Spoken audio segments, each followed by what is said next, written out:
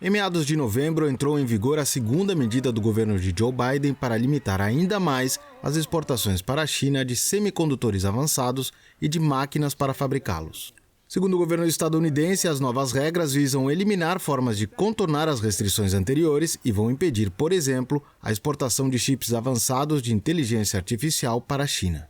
A Associação de Indústria dos Semicondutores dos Estados Unidos questionou as medidas, afirmando que controles unilaterais muito amplos correm o risco de prejudicar o ecossistema de semicondutores dos Estados Unidos sem promover a segurança nacional. The government seems to be taking a very hard line, and the companies are not very happy, and they're looking at ways of circumventing these very hard lines. We'll see what happens, because ultimately you can't block China from advancing in technology. You don't sell the chips, the Chinese will make it themselves. They've already demonstrated their ability to do so. Very smart scientists and very smart engineers, and very hardworking as well. And they are going to, as they already have in a number of sectors, surpass the US. You can try and block it here and there, but you can't block every sector, every field, forever. According to Hugging Face, which is the biggest open source platform for AI models, they have a league table. They rank the Chinese language model on top. The model is Q1. And there's another league table made by the Stanford University. They include those closed source models like GPT-4.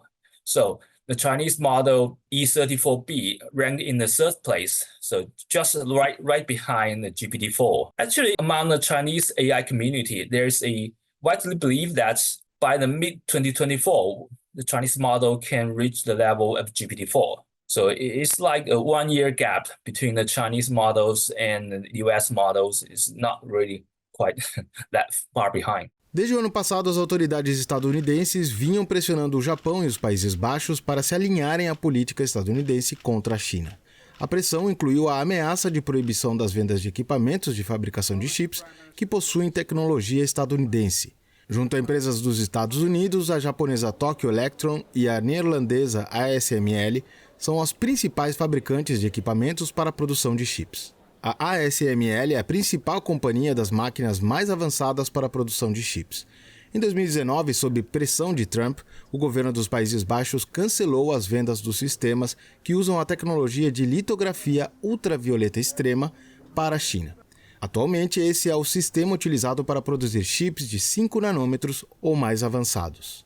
Em agosto deste ano, a empresa chinesa Shanghai Microelectronics Equipment anunciou que entregaria nos próximos meses a sua primeira máquina de litografia de 28 nanômetros, feita totalmente com tecnologia e componentes chineses. Well, that's why we hear the CEO of ASML that they say the Chinese people will find another way to invent the machine. Well, so I would say China going to have its own EUA, but maybe not the same as the Dutch one.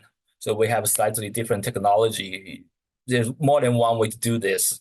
Após surpreender o mundo com o lançamento de um telefone com chip de 7 nanômetros, a Huawei acaba de lançar um computador com chip de 5 nanômetros, fabricado pela chinesa SMIC. Actually, China was on par with the West initially in the semiconductor industry.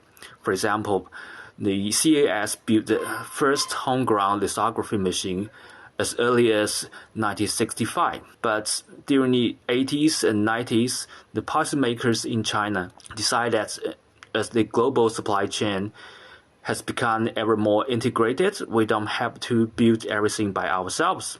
So they decided that we can just purchase all the machines, the chips, all those parts from the international markets. So that's the point when all the investment into the semiconductor R&D were cut off. Diante do cenário de medidas contrárias à China, o governo de Xi Jinping tem destacado a necessidade da autossuficiência no setor de semicondutores.